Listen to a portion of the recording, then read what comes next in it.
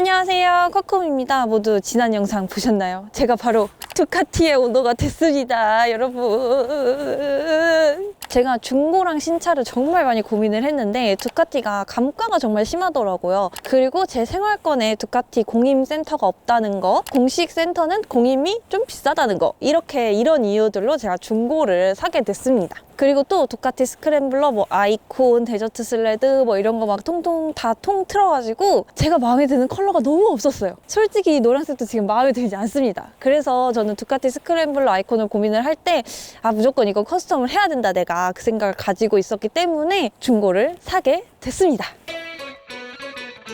그럼 먼저 제가 인수한 두카티 스크램블러 아이콘 요 두쿠미의 대략적인 스펙을 먼저 말씀드리도록 하겠습니다. 제가 인수한 이 바이크는 두카티 스크램블러 아이콘 2015년식이고요. 830cc 네이키드 바이크입니다. 제가 외모를 본 당시에 적산이 16,000km 정도 됐고, 제가 지금 한 3번 탔으니까 조금 상승을 했습니다. 그리고 딱히 특별한 꿍이나 슬립 흔적은 없었고, 대신에 탱크나 이런 부분에 기스가 좀 있는데 그거는 제가 어차피 도색, 도금, 랩핑 이 중에 하나를 할 거기 때문에 딱히 신경 쓰이는 부분은 아니었어요. 제가 두쿠미를 살 때 가장 신경 쓰였던 부분이 이게 2015년식이라는 건데요. 왜냐면 이게 2015년식이 두카티 스크램블러 아이콘의 최초 모델? 초기 모델! 가장 처음 나온 모델이라고 하더라고요. 정말 가장 처음이 1970 몇 년도인가 나왔는데 이게 가장 처음에 나온 거라고 해서 그게 조금 신경 쓰이는 부분이었고,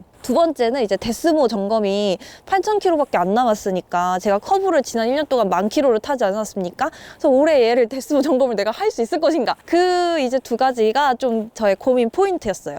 첫 번째 고민 포인트 먼저 살펴보자면, 이게 2015년식 최초 모델인 거에 대해서 의견이 두 가지로 나뉘더라고요. 저한테 이제 저도 막 여러 방면으로 알아봤는데, 한쪽 의견은 이게 2015년식 최초 모델이니까 구매를 고민을 해봐라 였어요.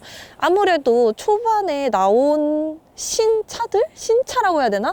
신형의 차들은 조금 불안정할 수가 있지 않겠느냐. 저도 이게 최초 모델인 거를 두카티 서울점에 신차 견적을 뽑으러 갔다가 듣게 된 사실이어가지고 그때 진짜 마음이 흔들리더라고요. 또 신차가 눈앞에 있으니까 더 마음이 흔들리기도 했겠죠? 그때 이제 제가 대놓고 말씀을 드렸어요. 2015년식 중고랑 21년식 신차랑 고민을 하고 있다, 비교를 해주실 수 있냐 했더니 되게 비교를 상세히 해주시더라고요.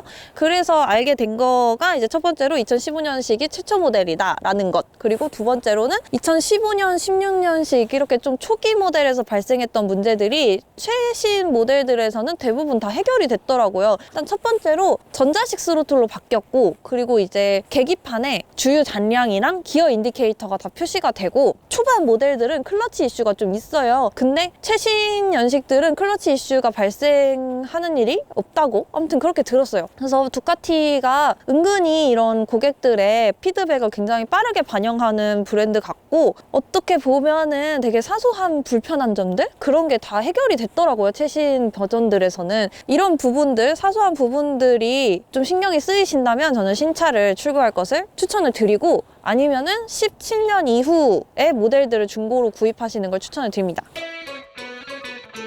그리고 또 제가 중고를 고민했던 이유 두 번째, 데스모 점검 비용인데요. 24,000km대 데스모 점검이라고 두카티 공식 센터에 얘를 입고를 한 일주일 이상 시켜놓고 싹 다 점검을 한대요. 그래서 굉장히 비용이 많이 나간다고 합니다. 처음에 들었을 때는 100만 원에서 150만 원 정도를 생각을 해라 했는데 그게 굉장히 충격적인 금액이잖아요. 아니, 저는 커브를 타면서 엔진오일밖에 갈아본 적이 없는데 얘를 점검을 100만 원 이상을 써야 된다고? 그게 굉장히 충격적이었는데 막 하도 듣다 보니까 좀 무뎌지기도 했고, 아직 8,000km 남았으니까 150만 원 정도는 내가 어떻게 야금야금 모아보자, 한 번에 써보자, 이렇게 좀 마음을 잡고 그 데스모 점검 비용은 안고 가려고 합니다. 그리고 좀 다행인 거는 얘는 이미 워런티가 다 끝나가지고 다 사설 센터를 가도 돼요. 그래서 두카티 공식 센터가 공임이 굉장히 비싸기 때문에 그 부분들이 좀 부담이 되신다면 신차나 워런티가 아직 남아있는 그 스크램블러보다는 좀 이렇게 워런티가 아예 화끈하게 끝나버린 스크램블러를 사시는 것도 방법이지 않을까 합니다.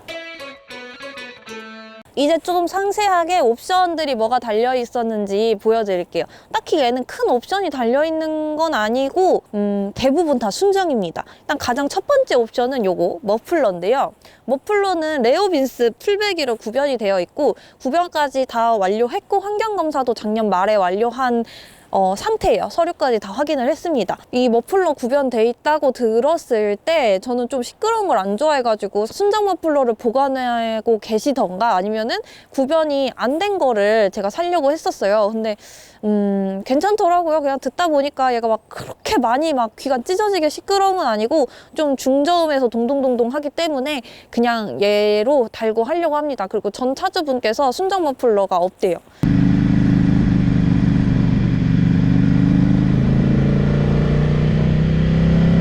순정 머플러를 제가 두카티 센터에서 가격이 어느 정도 되는지 알아봤는데 얘는 풀배기로 구변이 돼 있기 때문에 다시 또 안에부터 싹 다 사야 되는데 가장 비싼 중통 그 부분만 160만 원이라고 하더라고요. 그래서 내가 그 가격으로 중고로 사는 이유가 없다. 그래서 그냥 얘는 구변된 상태로 머플러 튜닝된 상태로 사려고 합니다. 어차피 다 서류가 다 있는 거니까. 그리고 또 이쪽에 앞쪽에 보시면 핸들바도 튜닝이 돼 있는 건데 이게 지금 순정 핸들바가 아니고 두카티 스크램블러 풀스로틀 모델의 핸들바고 순정과 비교해보면 순정은 은색인데 얘는 검은색이고 조금 더 높이가 낮아요. 지금 모든 게 순정일 때와는 조금 포지션 차이가 있습니다. 그리고 이제 또 양쪽에 사이드백 있는데 이거는 두카티 정품 파츠더라고요. 얘는 전 차주분께서도 떼고 타셨는데 저도 아마 떼고 탈 것 같아요. 그리고 진짜 뭐 튜닝된 게 거의 없어요. 되게 퓨어한 상태의 것을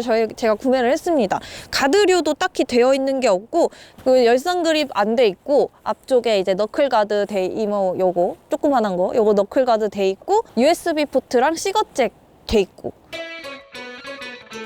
그리고 이제 인수할 때 그렇게 큰 문제는 보이지 않았는데 이게 또 제가 찾아보니까 스크램블러에 좀 불편한 점이 N단이 안 들어간다고 하는데 N단이 굉장히 잘 들어가게 조절을 해놓으셨더라고요. 그래서 그것도 괜찮았고 그때 이제 센터로 받아서 보니까 체인이 다 녹슬어서 막 이렇게 꺾여 있더라고요. 체인 그 마디마디가. 그래서 체인은 바로 교체를 했고 저쪽에서 이제 호스가 나오는 부분에 누유 흔적이 조금 보인다. 그때 그랬는데 그냥 그 부분은 조금 안고 가려고 합니다. 이렇게 해가지고 제가 인수한 가격은 600만 원 후반대에 인수를 했습니다.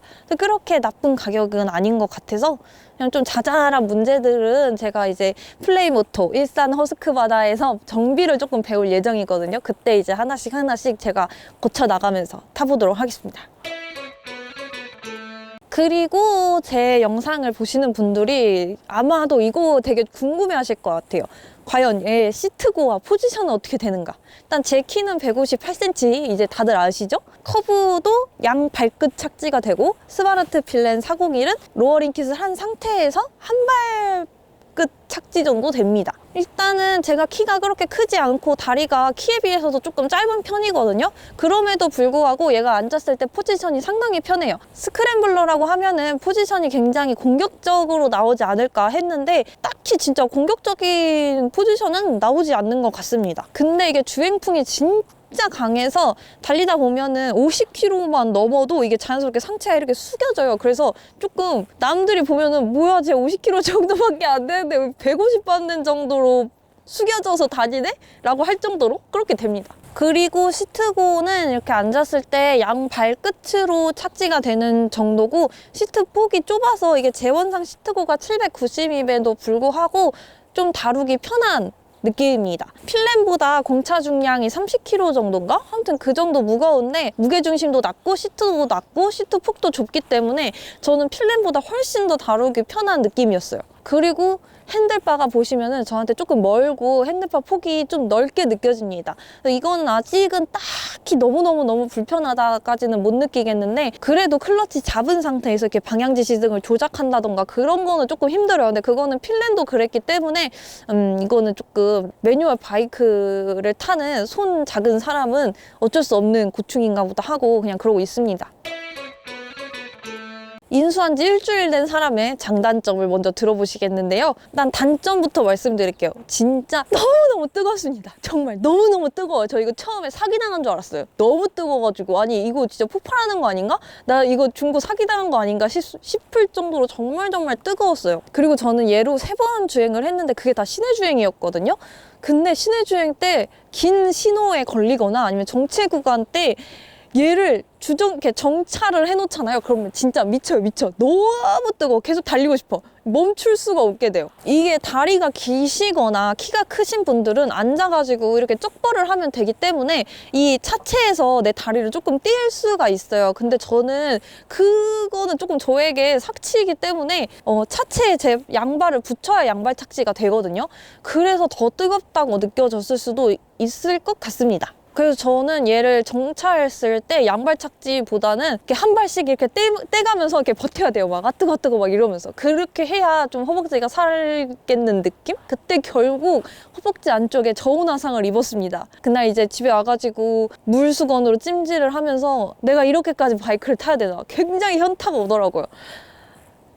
아직 일주일 탄 자의 굉장히 큰 유일한 단점이라고 하지만 두 번째 단점이 또 있습니다. 두 번째 단점은 이 스텝 위치인데 스텝이 딱 앉았을 때 다리를 내가 내리는 그 위치에 바로 있어요. 이것 또한 다리가 길거나 키가 크신 분이라면 더 쪽벌을 해서 이 스텝을 피할 수 있는데 저에게는 아까 말씀드렸다시피 그건 좀 사치이기 때문에 이 스텝이 어쩔 수 없이 제 정강이를 자꾸 때리더라고요. 정차해 있을 때. 그리고 조금이라도 기울어진 도로에서 제가 정차를 하면은 이 스텝을 내가 정강이로 지지할 수밖에 없어. 그래서 지금 양쪽 정강이에 피멍이 들었습니다. 지금 솔직히 제 다리만 보면은 거의 뭐 사고 당한 것 같아요. 안쪽에는 저온화상 입었지, 정강이에는 피멍 들었지. 그리고 제가 처음에 걱정했던 거는 기어 인디케이터랑 주유 게이지가 없는 게 굉장히 불편할 거라고 예상을 했는데 이거는 사실 생각보다 그렇게 불편하진 않았어요. 기어 인디케이터는 제가 익숙해지는 것 같아요. 그냥 지금쯤이면은 내가 3단이겠지, 이 RPM에 이 정도 속도면 2단이겠지 막 이렇게 생각이 되더라고요. 그리고 주유 게이지는 아직까지는 제가 장거리를 얘로 가보지 않아가지고 그렇게 불편함을 느끼지 않았을 수도 있는데 생각날 때마다 넣어주고 있습니다. 그 주유 게이지 안 나오는 거는 얘가 그래도 트립 기능은 있어요. 트립이 표시가 되기 때문에 그거를 이용해서 내가 주유 언제 넣고 얘가 보통 연비가 어느 정도 나오니까 이 정도 달리면 넣어야겠다 이렇게 계산을 하면서 타시면 된다고 하더라고요. 그리고 솔직히 엔진열 단점이 진짜 저한테 굉장히 너무너무 생각지도 못하게 굉장히 큰 단점이어가지고 그거가 정말 제 1의 단점. 근데 그 엔진열을 감안하고도 내가 왜 자꾸 얘를 타고 싶어 하느냐, 그거는 너무너무 재밌어요. 필레는 정말 뭔가 꾸역꾸역 타는 느낌이었다면 시트고가 굉장히 높기 때문에 몇 번 넘어지지 않았습니까? 그거에 대한 두려움이 조금 있었는데 얘는 그래도 필렌보다는 조금 다루기 쉬운 게 있어서 얘를 올라탈 때 부담감이 굉장히 줄어들었어요. 그래서 굉장히 일단 마음에 부담감이 없는 상태로 타기 때문에 재밌고 얘가 주행풍이 엄청나다고 했잖아요. 그래서 50km, 60km만 돼도 내가 뭔가 도심속 라이더가 된 느낌이야. 난 굉장히 지금 빠르게 달리고 있는 것만 같아. 하지만 나는 규정 속도를 다 지키고 있어. 그런 느낌입니다. 좀 외곽 나가서는 80km 정도 밟았을 때도 내가 혹시 엄청 빨리 달리고 있나? 할 정도로 이제 계기판을 계속 보게 돼요. 사실 이렇게 아무리 재밌다고 말을 해도 제 주행 스타일이 막 이렇게 쏘고 다니고 막 그런 스타일이 아니기 때문에 앞으로 제 영상에서도 얘를 막 시원시원하게 타고 막 이런 거는 딱히 보실 수가 없을 텐데 그래도 최대한 저의 이 재미를 같이 느끼실 수 있게 얘를 타고 시외로 많이 돌아다녀 보도록 하겠습니다. 그리고 이제 또 두 번째 장점, 단점을 상쇄하는 두 번째 장점은 얘가 실물이 굉장히 예쁩니다. 여러분 이 화면 속에 얘가 조금 애매하게 생겼다고 혹시 느끼셨나요? 그거는 실물을 보시지 않았기 때문입니다. 그리고 이제 세 번째 장점은 아까 시트고에서도 말씀드렸다시피 시트고가 낮고 무게중심도 낮고 시트폭이 좁기 때문에 굉장히 다루기 쉽다. 이게 또 이제 저에게 있어서 세 번째 장점입니다. 그러면 이제 여기까지 저의 일주일 그리고 3번 주행한 자의 장단점이었습니다. 아직 우리 두쿠미와 함께한 세월이 길지 않으니까 첫 인상 장단점이라고 생각을 해주시면 좋겠고요. 앞으로 올해 더 열심히 타가지고 장단점을 더 상세히 느껴서 여러분들께 전달해드리는 코쿠미가 되도록 하겠습니다. 이 외에도 혹시 두카티 스크램블러 아이콘에 대해서 좀 궁금하신 부분들이 있으면 댓글로 많이 남겨주시고 제가 대답 드릴 수 있는 한에서 굉장히 상세하게 대답해 드리도록 할 테니까요. 댓글 많이 부탁드립니다. 여러분께만 말씀드리면 이미 필레는 저희 집을 떠났습니다, 여러분. 제가 올해 필레 열심히 타는 모습 보여드린다고 했는데 필레는 떠났어요. 제가 이걸 기초하니까 남편이 또 기변 욕구가 굉장히 강해져가지고 일단 걔를 팔고 자기 시승 투어를 떠나겠다 이렇게 선언을 해가지고 걔가 먼저 팔렸습니다, 여러분. 아무튼 앞으로 저희 영상에서 필레는 보지 못하시게 됐고요. 또르 그 대신에 두쿠미로 여기저기 쏘다니는 영상 많이 보여드릴 테니까 구독, 좋아요, 댓글 많이 부탁드립니다. 그럼 지금까지 봐주셔서 감사합니다. 안녕.